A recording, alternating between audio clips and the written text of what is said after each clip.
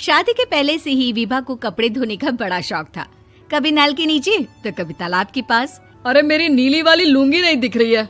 विभा की अम्मा, कहाँ रखी है लुंगी? अरे वो तो विभा ने परसों ही धोकर रखी थी आपकी अलमारी में, देखो वहीं होगी। वो ना मैंने आज धो दी, मुझे लगा कि गंदी हो गई होगी। अरे कैसे गंदी हो गई थी? उसे तो मैंने पहना भी नहीं। हे भगवान, इस लड़की के कपड़े धोने की आदत से परेशान हो गया हूँ मैं।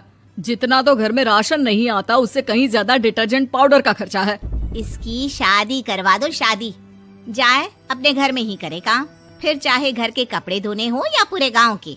हाँ ठीक बोल रही हूँ, देखता हूँ मैं कोई लड़का। वो दिन भी आ जाता है जब विभा को देखने लड़के वाले आ जाते हैं। लड़की मुझे अच्छी लगी। होने वाली सास कहती है, बेटी अगर कुछ पूछना है तो पूछ लो। वैसे तो हमारी लड़की बहुत ही शर्मीली है, जो बोल दो वो मान लेती है, इसे क्या पूछना होगा। अरे कैसी बात कर रही हो माँ, मुझे इन लोगों के घर रहना है, सवाल तो कई है। हाँ हाँ बेटा, पूछ लो ना, क्या पूछना है। आप लोगों के घर कपड़े कौन धोता है? सास का मुंह बन जाता है। देखो, अगर तुम ये कहना चाहती हो कि तुम्हें कपड़े धोने नहीं आते तो सुन लो, कपड़े मैं ही धोती हूँ, लेकिन तुम्हारे आ जाने के बाद मैं रुमाल तक नहीं धोऊंगी। अरे चुप रहना भाग्यवान, बहू बेचारी घर आई नहीं, उसे डराना शुरू कर दिया। वो क्या है ना बिटिया, अभी तक तो ये कल्लू की माँ ही धोती थी, लेकिन अब तुम्हारे पापा तो दहेज में वॉशिंग मशीन देंगे ही।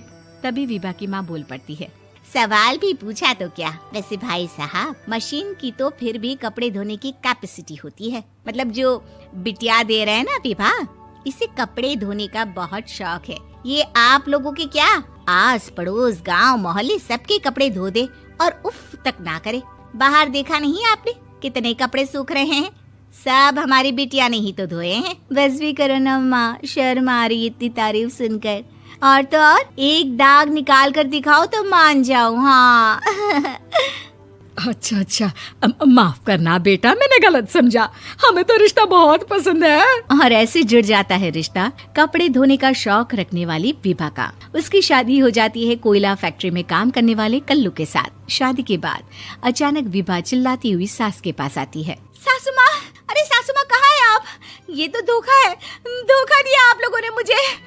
इसे ससुर के चक्कर के बारे में पता चल गया। अरे तो उसमें तुझे क्यों धोखा मिला है? अरे नल में पानी नहीं आता, कपड़े कैसे कब धुलेंगे? अच्छा, तू पानी नहीं आ रहा उसकी बात कर रही है। तो आपने क्या सोचा? कुछ नहीं।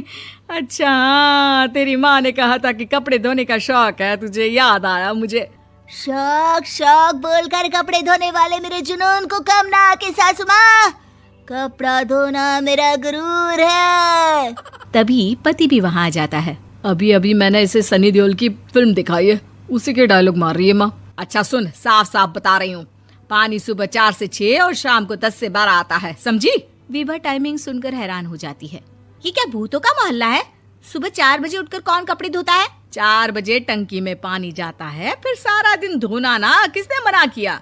अरे कैसी बात कर रही हैं? 200 लीटर की टंकी में कितने कपड़े धो लूंगी मैं, सुबह ही उठ जाऊंगी मैं। अब क्या था, विभा सुबह 4 से लेकर रात के 12 बजे तक कपड़े ही धोती रहती। एक रोज सास पड़ोस से निकलकर कहीं जा रही होती है कि साथ वाली कहती है, हाँ कल्लू की माँ, जरा ये बताओ कि 2 साड़ी है, 2 ब्लाउज और एक पेटीकोट और एक नाड़े वाला लंबा कच्छा। हाँ तो?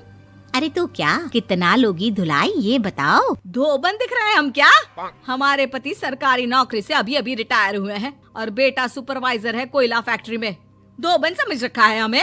हाय रे कल्लू की अम्मा, माफ कर दो, वो तो मोहल्ले में यही सब बता रहे थे कि तुमने बहू को कपड़ा धुलवाने के काम में लगा दिया है। सास को पड़ोसन की बात सुनकर गुस्सा आ जाता है। वो घर पहुंचती है जहां घर के बाहर ही इतने सारे कपड़े सूख रहे होते हैं जितने कि किसी धोबन के घर पर। अरे ओ कल्लू की दुल्हन, बाहर निकल।